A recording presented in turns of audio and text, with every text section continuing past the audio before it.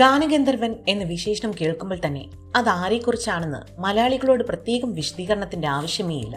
ലോകത്ത് മലയാളികൾ ഉള്ളിടത്തെല്ലാം 6 പതിറ്റാണ്ടിലേറെ ഒഴുകുന്ന സ്വരവിസ്മയമാണ് KJ യേശുദാസ്. ജീവിച്ചിരിക്കുമ്പോൾ തന്നെ ഇതിഹാസമായി തീർന്ന അപൂർവത. വിവിധ ഇന്ത്യൻ ഭാഷകളിലായി 50,000-ലേറെ ഗാനങ്ങൾ, 8 തവണ മികച്ച ഗായകനുള്ള ദേശീയ പുരസ്കാരം, 25 സംസ്ഥാന പുരസ്കാരങ്ങൾ എന്നിങ്ങനെ നീളുന്നു ആ അതിശയം. 1940 ജനുവരി 10 ഫോർട്ട് കൊച്ചിയിൽ അഗസ്റ്റിൻ ജോസഫിന്റെയും എലിസബത്തിന്റെയും മകനായി ജനിച്ച യേശുദാസ് ചലച്ചിത്ര സംഗീത ലോകത്ത് മാത്രമല്ല കർണാടക സംഗീത രംഗത്തും സാന്നിധ്യം അറിയിച്ചു.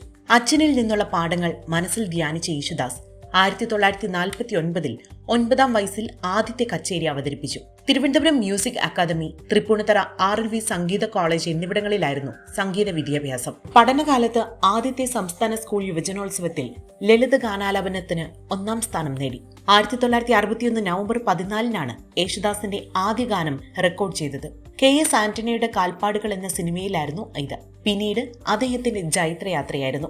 മികച്ച പിന്നണി ഗായകനുള്ള ദേശീയ പുരസ്കാരം 8 തവണ യേശുദാസിനെ തേടിയെത്തി. കേരളത്തിന് പുറമെ തമിഴ്നാട്, ആന്ധ്ര, കർണാടക, ബംഗാൾ സംസ്ഥാനങ്ങളിലെ മികച്ച പിന്നണി ഗാനങ്ങൾക്കുള്ള പുരസ്കാരങ്ങളും അദ്ദേഹം കരസ്ഥമാക്കി.